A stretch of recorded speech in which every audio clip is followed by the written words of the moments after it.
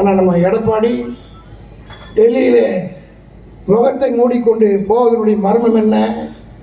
நான் இன்றைக்கு கேட்டுவிட்டு போகிறேன் கேள்வி. இன்னைக்கு சாயந்தரம் ராஜ்புரத்தில் பேசுவார். நான் திருநெல்வேலியில் பேசுறதுக்கு போய் திருப்பத்தூரில் எனக்கு பதில் சொன்னார். எனக்கு வயசாகிடுச்சு, எனக்கு வயசாகிடுச்சு தான். அது மட்டும் இல்லை, இது இப்படி ஆகி போச்சாங்க. அதனால ஏதோ பேசுகிறாங்க.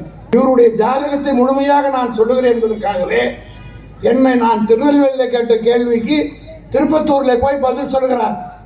நீ வர்ற இதே ராசிபுரத்தில் இன்றைக்கு நான் கேட்டுவிட்டு போகிறேன். தைரியம் இருந்தால், துணிச்சல் இருந்தால் இன்றைக்கு பேசுகிற கூட்டத்தில் எடப்பாடி பதில் சொல்லணும். யார் அந்த சார், யார் அந்த மோரன் கேட்ட இல்லை அண்ணா யூனிவர்சிட்டியில். இப்போ கூட காரில் வந்த அந்த சார் யாரு? நான் கேட்கல, பத்திரிகையாளர். அந்த சார் யாருன்னு நான் சொல்லட்டுமா? உன் பையன்.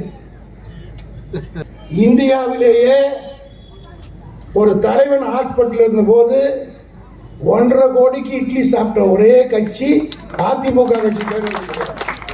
70 நாள் நம்ம ஹாஸ்பிட்டல் இருந்தபோது, நான் சொல்லலை, ஆறுமுகம் கமிஷன் ரிப்போர்ட் சொல்கிறது, அந்த 70 நாளில் அதிமுக காரர்கள் ஹாஸ்பிட்டலில் உட்கார்ந்து சாப்பிட்ட இட்லி தோசை மாத்திரம் 1.5 கோடி. அப்படிப்பட்ட தமிழ்நாட்டில் ஒரு தலைவி உயிருக்கு போராடி கொண்டிருக்கிறார். அந்த நேரத்தில் 1.5 கோடிக்கு இட்லி சாப்பிட்ட ஒரு கட்சி, அந்த கட்சிக்கு தலைமை தாங்கிற எடப்பாடி எங்களை பார்த்து கேள்வி கேட்கிறாயே, எதுக்காக நீ கூட்டிகிட்டு போனோம் பிள்ளைய? எல்லா தலைவரையும் விட்டுட்டு போட்டு என்ன காரணம்? நான் சொல்லட்டுமா? அமித்ஷா கிட்ட இவருக்கு இங்கிலீஷ் பேச தெரியாது, அது ஒன்றும் தப்பு கிடையாது. ஆங்கிலத்தில் தன்னுடைய பையன் மொழிபெயர்த்து பேசி தனி பேரம் செய்வதற்கு எல்லா தலைவரையும் விட்டுட்டு உள்ள போனார். ஆக இதற்கு மரியாதையாக எடப்பாடி பதில் சொல்லணும். திமுக மழையும் ஆரம்பிக்கிறது. நான் ஒன்றை மட்டும் தெரிவித்துக் கொள்கிறேன், இது தேர்தல் பிரச்சாரத்தை போல தான் நான் நினைக்கிறேன். இப்படித்தான் பகல் கூட்டங்கள் தேர்தலில் நடக்கும். நம்முடைய ராஜேஷ் ராசி அவருடைய மாவட்டத்திலே தான் 3 தொகுதியிலும் திராவிட முன்னேற்ற கழகத்துடைய கூட்டுப்பணி வெற்றி பெற்றது.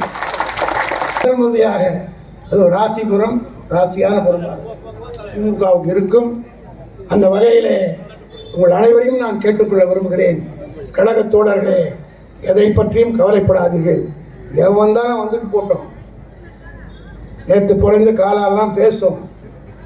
அது ரொம்ப தூரத்துக்கு ரொம்ப கொதி தாங்காது. அதெல்லாம் கொடுக்கறது அடுக்குன்னா ஆட்டுப்படிக்க அடைகிறது. எப்படி அடங்கணும்னு எங்களுக்கு தெரியும். முதல்ல வந்தானா ஒரே வார்த்தை கேளுங்க, பெத்த அப்பனுக்கு சோறு போடாதவன் இந்த நாட்டு மக்களுக்கு எப்படா சோறு போடுவாங்க? போதுங்களா, இந்த மாஞ்சாங்க குஞ்சாலாம் அதுங்களை கூப்பிட்டு உட்கார வச்சு மைண்ட் வாஷ் பண்ணுங்க. இவன் முன்னாடி போய் பெஞ்சு உடைக்கிறீங்களே, செவிரி ஏறி குதிக்கிறீங்களே, இவன் யார் தெரியுமாடா? அப்பனுக்கே சோறு போடாமல், அப்பனையே மதிக்காமல், ஆனால் என் தலைவன் அப்பனுக்கு மணிமண்டபம் கட்டி அப்பன் வழியில் நடக்கிற தலைவன் திமுகவில் இருக்கிறான். எப்பேற்பட்டவன்லாம் வந்துட்டான். கட்சி ஒழிப்பேன்னுவான், சொத்துன்னா தவன்லாம் எல்லாரும் திமுக வந்து சேர்ந்தான். இது ஒரு மாதிரியான கட்சி. அதுக்கு மேலே நான் சொல்ல விரும்பல. இதுக்கு துரோகம் பண்ணவெல்லாம் ஒரு மாதிரி ஆயிடுவான். இன்னும் ஒரு மாதிரி வித்தியாசமாக போயிடும். எத்தனையோ கட்சிகள் இந்த 75 வருஷத்தில் வந்துச்சு. திமுகவை அழிப்பேன் ஒழிப்பேன்னு சொல்லி தான் எல்லாம் வந்தான். எல்லாருக்கும் சமாதி கட்டி மலர் மாலை செலுத்துறது நடந்தான். எவனாவது அதுக்கு ஆசைப்பட்டான்னா திமுக ஒழியணும்னு சொல்லட்டும், அதை பற்றி நமக்கு ஆட்சேபம் இல்லை. ஆனால் ஒன்றை மட்டும் சொல்கிறேன், இந்த இயக்கத்தை எவனாலும் அழிக்க முடியாது. இந்த இயக்கத்தை காப்பாற்றுகிற தொண்டர்கள் நேற்றுக்கு இவ்வளோ பெரிய கூட்டத்தை நான் பார்க்கிற போது உள்ளபடியே பெருமைப்படுகிறேன். செய்திகளை உடனுக்குடன் தெரிந்து கொள்ள கீழ்கண்ட கேபிள் மற்றும் டிடிஹெச் நெட்வொர்க்குகளில் எம்நாடு செய்தி தொலைக்காட்சியை காணுங்கள். பாதகம் செய்பவரை கண்டால் நாம் பயம் கொள்ளலாகாது பாப்பா. மோதி மிதித்து விடு பாப்பா, அவர் முகத்தில் உமிழ்ந்து விடு பாப்பா.